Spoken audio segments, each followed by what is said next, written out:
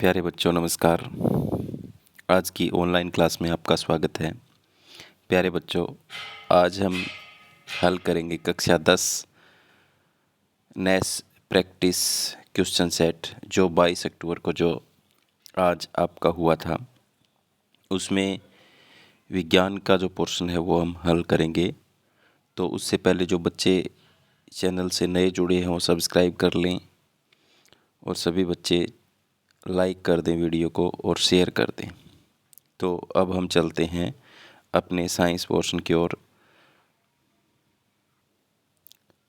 हमारे साइंस के जो प्रश्न थे वो 36 नंबर प्रश्न से शुरू थे।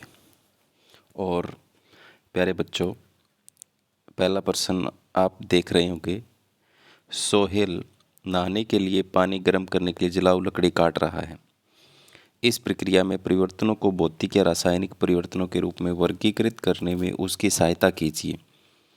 सोहेल जो है वो नहाने के लिए जलाऊ लकड़ियाँ जलाने के लिए लकड़ी काट रहा है। इस प्रक्रिया में परिवर्तन भौतिक या रासायनिक परिवर्तनों के रूप में वर्गीकृत करने में उसकी सहायता कीजिए। तो प्यारे बच्चों, भौतिक परिवर्तन वे होते हैं जिसमें कोई नया पदार्थ ना बने, और रासायनिक परिवर्तन वे होते हैं जिसमें नया पदार्थ बन जाता है। तो यहाँ पर देखें, जलाऊ लकड़ी को काटना, तो ये काट रहा है तो यहाँ तो लकड़ी ही है, लकड़ी में कोई बदलाव नहीं हो रहा, तो ये भौतिक परिवर्तन है।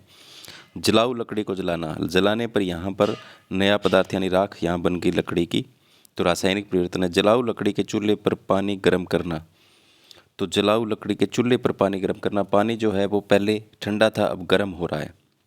तो प्यारे बच्चों, ये किस प्रकार का परिवर्तन है? भौतिक परिवर्तन है। तो भौतिक रासायनिक भौतिक आएगा। तो इसमें हम देख सकते हैं इस तरह का ऑप्शन कौन से में है। तो ऑप्शन नंबर जो आपका तीसरा है, भौतिक रासायनिक और भौतिक दिया हुआ है, तो 36 नंबर प्रश्न का ऑप्शन नंबर ग सही हो जाएगा। तो अब चलते हैं 36 नंबर प्रश्न की ओर।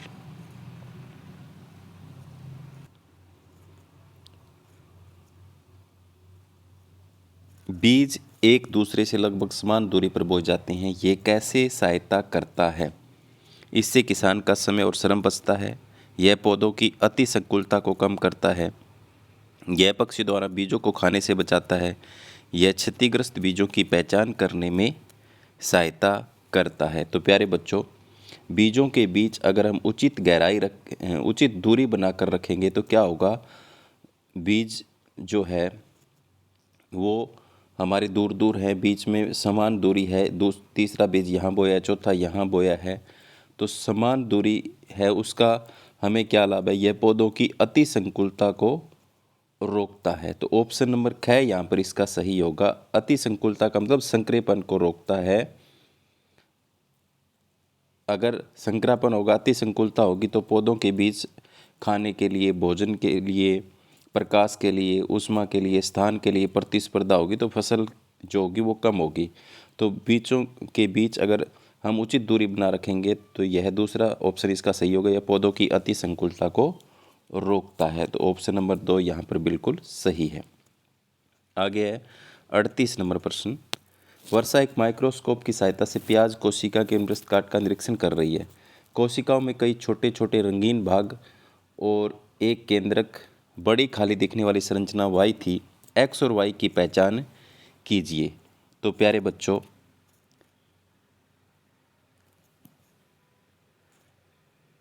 वर्षा एक माइक्रोस्कोप की सहायता से एक प्याज कोशिका के अनुप्रस्थ काट का निरीक्षण कर रही थी। कोशिकाओं में कई छोटे रंगीन भाग एक्स और एक केंद्रक बड़ी खाली दिखने वाली संरचना वाई थी। एक्स और वाई की आपको पहचान करनी है। तो यहाँ आप देख सकते हैं पादप कोशिका है। पादप कोशिका में जो रंगीन संरचना वो आपको दिखाई देगी, वो कौन सी दिखाई देगी?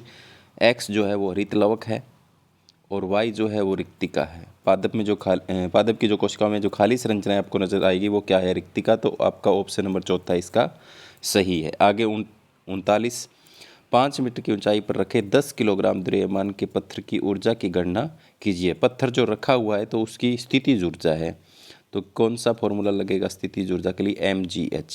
m कितना है? यहाँ पर 10 है और गुणा में g 9.8 है और गुणा में ऊंचाई 5 है h। तो अगर इसकी दशमलव हटाएं हम तो इसका बटा 10 हो जाएगा। 10 से 10 कैंसिल, तो इसकी गुणा करेंगे 5 8 40, 4 98 और 5 की गुणा करनी पड़ेगी।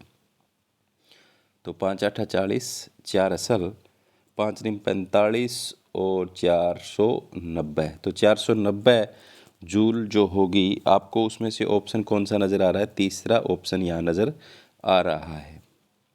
तो यहाँ पर तीसरा ऑप्शन इसका सही है। 39 का स्थितिज ऊर्जा निकालने का जो फॉर्मूला क्या होता है mgh। तो हमें 10, 9.8 और 5 की गुणा करनी थी, तो क्या आ जाता है? 490 जूल। आगे हम चलते हैं।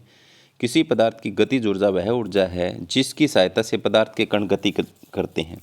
तापमान परिवर्तन के साथ गतिज ऊर्जा में परिवर्तन होता है। किस पदार्थ में सबसे कम गतिज ऊर्जा होगी? तो प्यारे बच्चों, जो गतिज ऊर्जा सबसे कम होगी वो सबसे कम तापमान पर होगी। तो यहाँ पर ऑप्शन नंबर क्या है? -2 डिग्री सेल्सियस सबसे कम तापमान है। तो ऑप्शन नंबर 1 यानी क ऑप्शन इसका बिल्कुल सही है। यदि हम प्याज की बढ़ती जड़ों को लेते हैं और उसके मूलाग्र को काट लेते हैं तो जड़ें नहीं बढ़ेगी, क्योंकि हमने काट कर अलग कर दिया है। यहाँ पर क्या अलग कर दिया है?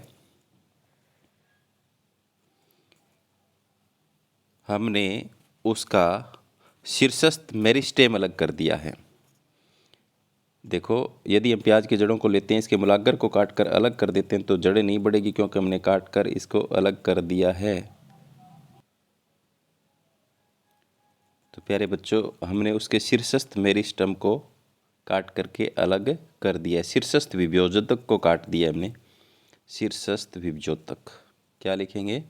जो 9वीं क्लास में आपके है शीर्षस्थ विभोजक, जो हमने यहाँ पर इसके काट दिया है, तो वो जड़ें हैं वो वृद्धि नहीं कर पाएगी। तो ऑप्शन नंबर 2 है इसका सही है। आगे, अनिल लकड़ी की सतह पर रबड़ की गेंद को घुमाता है। गेंद विराम अवस्था से आने से पूर्व एक छोटी दूरी तय करती है। विराम अवस्था में आने से पूर्व गेंद को लंबी दूरी तय करने के लिए क्या कर सकते हैं? तो यहाँ पर ऑप्शन पढ़ो। लकड़ी की सतह पर टेलकम पाउडर छिड़ककर, लकड़ी की सतह पर कालीन बिछाएं, गेंद को कपड़े के टुकड़े से ढक दें, लकड़ी की सतह पर रेत का छिड़काव करें। तो हमें घर्षण कम करना है जब ज़्यादा दूरी तय करेगी। तो ऑप्शन नंबर पहला जो है उसमें टेलकम पाउडर छिड़कने से घर्षण कम हो जाता है, गेंद जो है वो ज़्यादा दूरी तय करेगी यहाँ पर। तो ऑप्शन नंबर 42 का 1 क बिल्कुल सही है। आगे चलते हैं। 43, टीका के बारे में इनमें से कौन सा कथन सही है? पेनिसिलिन एक प्रकार का टीका है। ऑप्शन क है टीके सभी बीमारियों के लिए उपलब्ध है। ग है टीके बीमारियों से लड़ने के लिए रोकथाम के माध्यम है। घ है टीके का उपयोग बीमारियों के इलाज के लिए किया जाता है। तो यहाँ पर जो इसका सटीक उत्तर जो है वो क्या है? टीके का उपयोग बीमारियों के इलाज के लिए किया जाता है। किसके लिए किया जाता है? ऑप्शन नंबर 4 इसका सही है।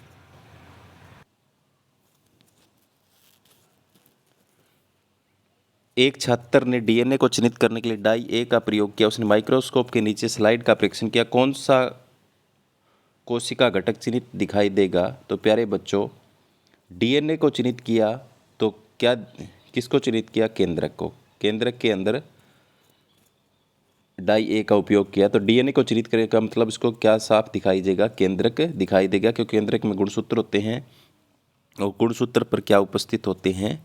डीएनए उपस्थित होते हैं। आगे, यदि एल्युमिनियम और हाइड्रोक्साइड आयन की सांद्रता A+3 है माइनस, तो एल्युमिनियम हाइड्रोक्साइड के लिए रासायनिक सूत्र क्या होगा?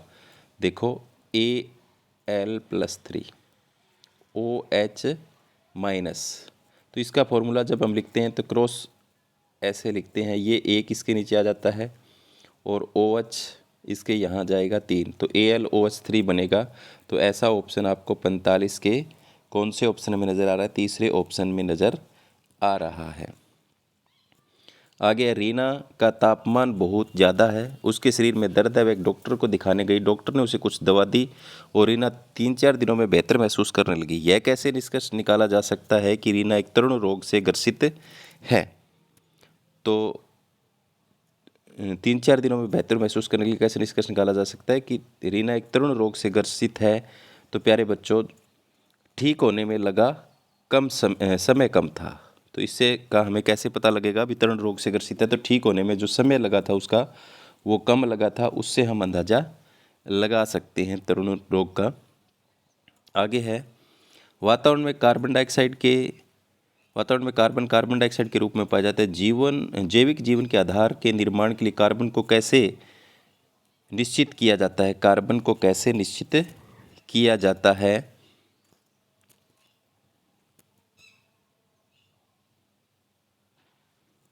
तो यहाँ हम कार्बन को पौधे के अंदर किसके माध्यम से निश्चित करेंगे? क्लोरोफिल के माध्यम से। तो ऑप्शन नंबर चौथा यहाँ पर बिल्कुल इसका सही है। एक एम्बुलेंस के सायरन की तीक्ष्ण ध्वनि का होना इसलिए उसकी मुख्य विशेषता है कम तारतों और बड़े आयाम, कम तारतों और छोटे आयाम, उच्च तारतों और बड़े आयाम, उच्च तारतों और छोटे आयाम। तो प्यारे बच्चों यहाँ पर 48 का जो ऑप्शन जो होगा वो होगा तीसरा, उच्च तारतों और बड़े आयाम। एक बीकर में एक नीला घोल है जो धातु के साथ क्रिया करे रंगीन हो जाता है और बीकर के निचले भाग में लाल धात्विक पाउडर का जमा हो जाता है। धातु ए का उपयोग लोहे की सक्रिय करने के लिए किया जाता है ताकि उसे जंग लगने से बचाया जा सके। ए को पहचानिए। तो प्यारे बच्चों वो कॉपर सल्फेट होता है नीले रंग का, और उसमें जिंक धातु अगर हम डालेंगे तो जिंक धातु क्या काम करती है? खुद जुड़ जाती है। क्या बन जाता है? ZnSO4 प्लस में Cu अलग हो जाता है। तो ये लाल रंग का पदार्थ अलग होगा। तो इसमें ऑप्शन नंबर दूसरा 49 का बिल्कुल सही है। यहाँ पर विस्थापन अभिक्रिया होती है। कौन सी अभिक्रिया होती है? विस्थापन। नीले रंग का जो विलयन था वो कॉपर सल्फेट का था, उसमें जिंक धातु डालने पर जिंक जो है वो कॉपर को बाहर विस्थापित कर देती है, तो वो नीचे लाल रंग के रूप में पाउडर के रूप में इकट्ठा हो जाता है और जिंक सल्फेट बन जाता है। तो आगे देखेंगे 50। न्यूटन के गति के पहले नियम के द्वारा इनमें से किस उदाहरण को समझाया जा सकता है? बॉलिंग बॉल की तुलना में कंचे को फेंकने के लिए कम बल लगता है। एक धावक समापन रेखा को पार करने के बाद तुरंत नहीं रुकता। जब कोई व्यक्ति आगे बढ़ता है तो वह जमीन पर पीछे की ओर बल लगाता है। भरी शॉपिंग कोर्ट की तुलना में खाली शॉपिंग कोर्ट को धक्का देना आसान है। तो यहाँ पर ऑप्शन नंबर 4 जो है, भरी शॉपिंग कोर्ट की तुलना में खाली शॉपिंग कोर्ट को धक्का देना आसान है। इससे हम न्यूटन की गति के पहले नियम को समझा सकते हैं। आगे है इनमें से किस में सबसे अधिक संख्या में कण होंगे? 8 ग्राम हाइड्रोजन में, 12 ग्राम हीलियम में, 16 ग्राम ऑक्सीजन में, 20 ग्राम NH3 में। तो यहाँ पर प्यारे बच्चों 8 ग्राम हाइड्रोजन में सबसे अधिक संख्या में कण होंगे। तेजस ने अपनी सफ़ेद शर्ट पर हल्दी गिरा ली, यदि वह इसे साबुन से धोता है तो क्या होगा?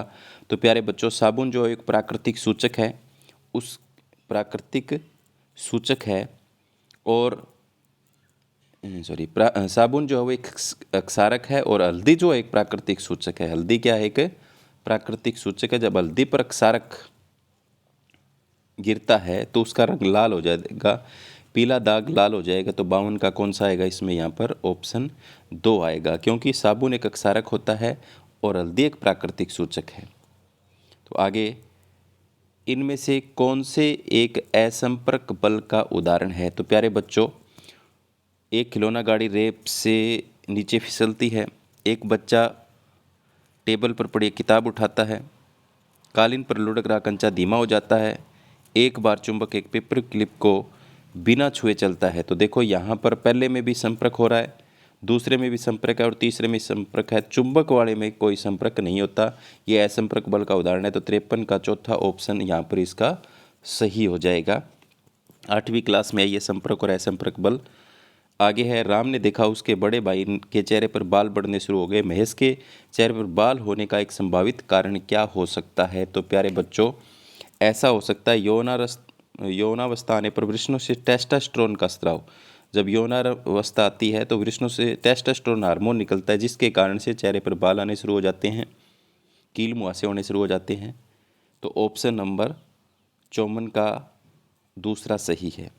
आगे है 55। एक प्रकाश किरण एक समतल दर्पण प्राप्तित होती है जो दर्पण के समलंब के से 40 डिग्री के कोण पर है। यदि समलंब दर्पण के साथ 90 डिग्री तो प्रतिबिंब का कोण क्या होगा? तो प्यारे बच्चों, आपको पता ही है परावर्तन के नियम के अनुसार ये जैसे अभिलंब है, इसके साथ अगर कोई 40 डिग्री का कोण बनाएगी आपतित किरण, तो परावर्तित होने वाली किरण जो है वो भी इसके साथ कितने डिग्री का कोण बनाएगी? तो 40 डिग्री का। ऑप्शन नंबर 2 इसका बिल्कुल सही है। दर्पण और समलंब के बीच 40 डिग्री का कोण है, तो समलंब और यदि समलंब से 90 डिग्री कोण बनता है तो प्रतिबिंब का कोण क्या होगा? तो परावर्तन का नियम लागू होगा, यहाँ पर कौन सा 40 डिग्री का कोण बनेगा। आगे, वर्तमान में हम कोरोना वायरस महामारी के बीच में निम्नलिखित में से कौन से व्यापक रूप से फैले इस संक्रमण को रोकने का एक प्रभावी तरीका नहीं है? साबुन और पानी से बार बार हाथ धोएं, आपस में कम से कम 6 फीट की दूरी बनाए रखें, भीड़ से बचें, जब भी सार्वजनिक स्थल पर मास्क पहनें, यदि आपको संदेह है कि आप संक्रमित हैं तो चुप रहें, किसी को न बताएं। तो लास्ट वाला ऑप्शन जो है वो गलत है, तो इसने गलत ही पूछा है। बाकी ये तीनों बचने के उपाय हैं। तो 56 का जो 4 नंबर ऑप्शन है वो बिल्कुल गलत है। तो इस प्रश्न के हिसाब से सही उत्तर इसका क्या है? चौथा ऑप्शन। निम्नलिखित में से कौन सा युग्म सबसे अधिक विसरण दर्शाएगा? तो आपको यहाँ पर देखना है नमक और चीनी, चीनी और नाइट्रोजन, नमक और ऑक्सीजन, और लास्ट वाला है ऑक्सीजन और नाइट्रोजन। तो दोनों गैसें हैं, यहाँ पर गैसें हैं वो ज़्यादा विसरित होती हैं, तो ऑप्शन नंबर चौथा इसका सही होगा। ऑक्सीजन और नाइट्रोजन क्या विसरण ज़्यादा होगा, ज़्यादा फैलेंगी। आगे है, एक 10 किलोग्राम द्रव्यमान के पिंड का वेग 5 सेकंड में 10 मीटर प्रति सेकंड पर लगने वाला बल क्या होगा? तो प्यारे बच्चों, यहाँ पे क्या होता है, एक 10 किलोग्राम का पिंड है जो 5 सेकंड में 10 मीटर प्रति सेकंड, तो इस पर लगने वाला बल क्या होगा? तो यहाँ पर त्वरण क्या होता है? त्वरण होता है V/T, ठीक है। और F होता है ma। तो m आपको पता है मास कितना दिया है 10, और गुणा में v कितना V/T, तो 10 बटा a का मान बनना V/T, तो 10/5, तो 5 दूनी 10, तो कितना 10 दूनी 20, तो यहाँ पर 20 न्यूटन आ जाएगा। बिल्कुल पहला ऑप्शन इसका सही है। आगे चलते हैं 59। कुछ बच्चे यह पता लगाने की कोशिश कर रहे हैं कि 3 बल्बों में से कौन सा बल्ब सबसे अधिक चमकीला था। इनमें से कौन उत्तर ज्ञात करने के लिए सबसे अच्छी शुरुआत हो सकती है? सभी बल्ब मुझे चमकदार प्रतीत हो रहे हैं, इसलिए इसका कोई अंतर नहीं हो सकता। एक बल्ब मुझे सबसे चमकदार लगता है, इसलिए मुझे पहले से इसका उत्तर पता है। यदि हमारे पास बल्ब की चमक को मापने का एक तरीका है तो यह मदद करेगा। हम एक वोट कर सकते हैं कि प्रत्येक उस बल्ब के लिए मतदान करेगा जो उसे लगता है कि वह सबसे ज़्यादा चमकदार है। तो यहाँ पर क्या है, हम इसका लास्ट वाला उपाय सही मान सकते हैं। हम एक वोट कर सकते हैं कि प्रत्येक उस बल्ब के लिए मतदान करेगा जो उसे लगता है कि सबसे ज़्यादा चमकदार है। बल्ब जल रहा है, उसको देखकर हमें ऑब्जर्व करना है। जो बच्चे कहेंगे ज़्यादा चमकदार पे कहेंगे तो इसका मतलब वो चमकदार है। आगे है, ऋणात्मक कार्य की स्थिति में बल और विस्थापन के बीच का कोण कितना होता है? तो प्यारे बच्चों, यहाँ पर ऋणात्मक कार्य की स्थिति में बल और विस्थापन के बीच का कोण जो होता है वो 180 डिग्री होता है। ऑप्शन नंबर 1 यहाँ पर इसका सही है। कितना होता है? 180 डिग्री। आगे, निम्नलिखित में से कौन पेट्रोलियम से प्राप्त नहीं होता? तो पैराफिन, मोम, मिट्टी का तेल, डीजल, कोक। तो कोक जो है वो कोयले से प्राप्त होता है, बाकी ऊपर वाले तीनों पेट्रोलियम से प्राप्त होते हैं। तो नहीं होता पूछा है, तो लास्ट ऑप्शन इसका बिल्कुल सही है। आगे है, उस जीव की पहचान कीजिए जिसके प्रजनन के तरीके और निषेचन की विधि को उसके साथ सही तरीके से युग्मित किया जा सकता है।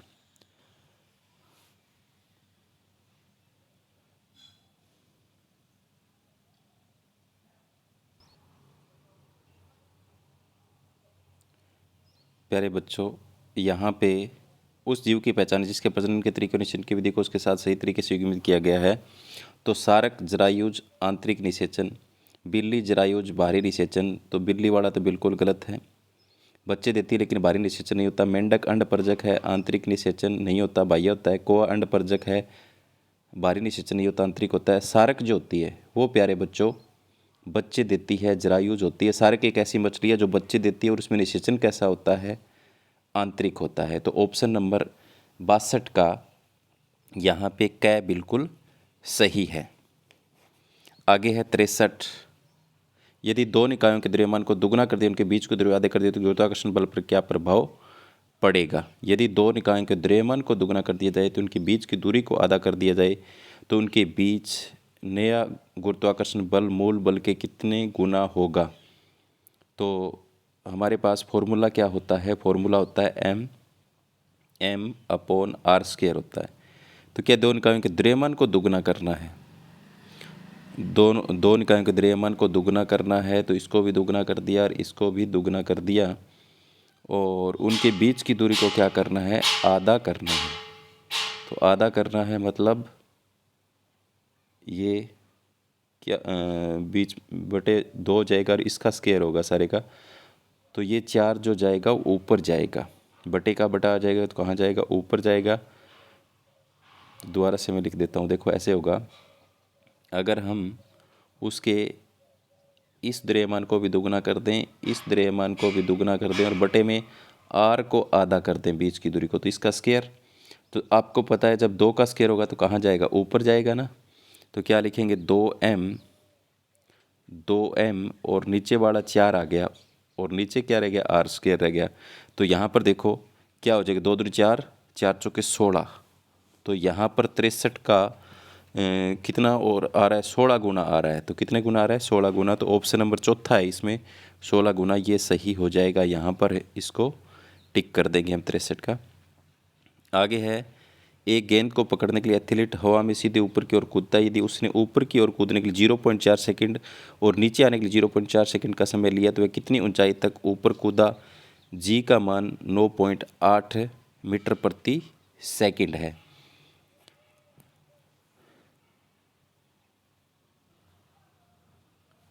तो प्यारे बच्चों, इसका जो आंसर आएगा 64 का, वो लास्ट आएगा 0.784। कितनी ऊंचाई पर जाएगा वो, 0.784 पर जाएगा। और 50 किलोग्राम का एक बास्केटबॉल खिलाड़ी शॉट बनाने के लिए लंबवत ऊपर की ओर कूदता है। अपनी छलांग के शीर्ष पर बास्केटबॉल को 4 मीटर प्रति सेकंड की गति से फेंकता है। गेंद छोड़ने के तुरंत बाद उसका प्रतिक्षिप्त वेग क्या होगा। बास्केटबॉल का द्रव्यमान 600 ग्राम है। तो प्यारे बच्चों, इसका आएगा क्या, तो ये थे आज के जो नेस प्रैक्टिस सेट एग्ज़ाम जो आपका हुआ, उसके आंसर। उम्मीद करता हूँ कि आपको समझ में आए होंगे। अगर किसी बच्चे को कोई प्रॉब्लम हो तो वो कमेंट बॉक्स में कमेंट छोड़ सकता है, मैं उसका आंसर दे दूँगा। धन्यवाद।